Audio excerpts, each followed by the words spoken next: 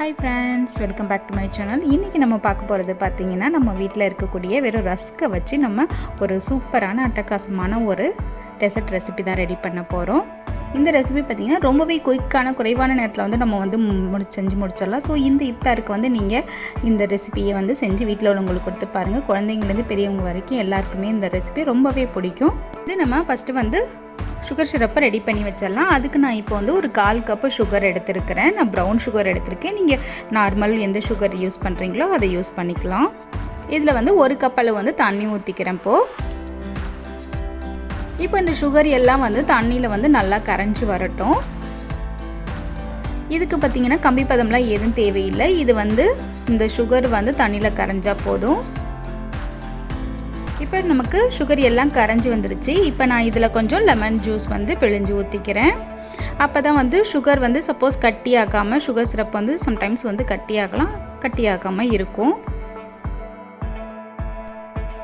இப்போ நம்ம stove off பண்ணிவிட்டு இதை ஆற வச்சிடலாம். அடுத்ததாக இப்போ பார்த்திங்கன்னா நான் வந்து 2 கப்பு பால் எடுத்துருக்கிறேன். இப்போ நான் 2 கப்பு பாலுக்கு வந்து 1/4 கப்பு சுகர் சேர்த்துக்கிறேன்.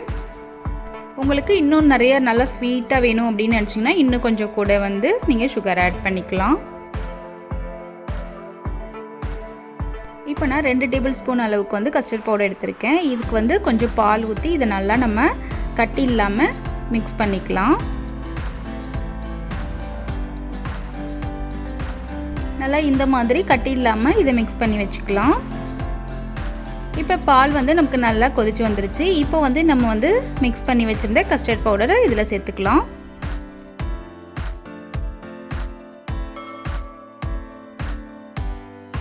கஸ்டர்ட் பவுடர் சேர்த்ததுமே பார்த்தீங்கன்னா அடி பிடிக்கும். ஸோ வந்து நம்ம கண்டினியூஸாக இதை மிக்ஸ் பண்ணிக்கிட்டே இருக்கணும்.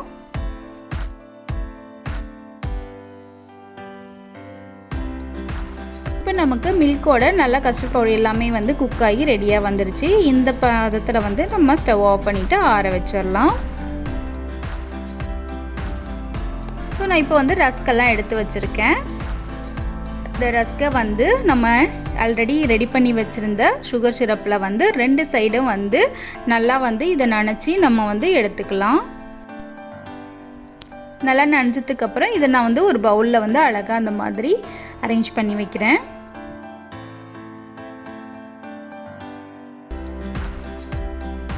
இந்த சுகர் சிரப்பில் வந்து நம்ம வந்து 2 சைடும் நினைக்கிறதுனால இந்த ரஸ்க்கு பார்த்திங்கன்னா நல்லா நமக்கு வந்து சாஃப்டாக கிடைக்கும் ஊறி.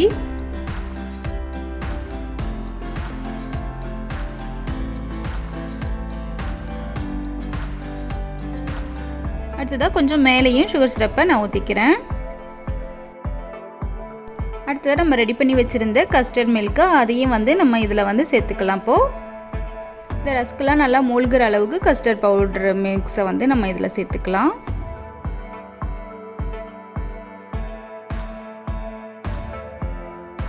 இப்போ அடுத்ததாக பார்த்திங்கன்னா சேம் வந்து ரஸ்கை வந்து சுகர் சிரப்பில் டிப் பண்ணிவிட்டு நான் திரும்ப மேலே ஒரு லேயர் ரஸ்க் வந்து வைக்க போகிறேன். ஸோ இந்த லேயர் ரஸ்க் வச்சதுக்கப்புறமா மேலே நம்ம மீதி இருக்கிற கஸ்டர்ட் மில்க்கையும் வந்து இதில் சேர்த்துடலாம்.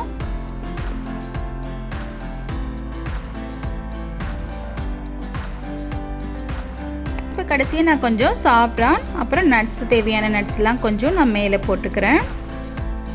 உங்களுக்கு நட்ஸ் சாப்பிட்றது ரொம்ப பிடிக்கும் அப்படின்னா வந்து நட்ஸ் வந்து உள்ளேயும் வந்து ஒரு லேயர் வச்சதுக்கு அப்புறம் வந்து நீங்கள் வந்து நட்ஸ் போட்டுட்டு திரும்ப செகண்ட் லேயர் வந்து ரஸ்க் வச்சுக்கலாம்.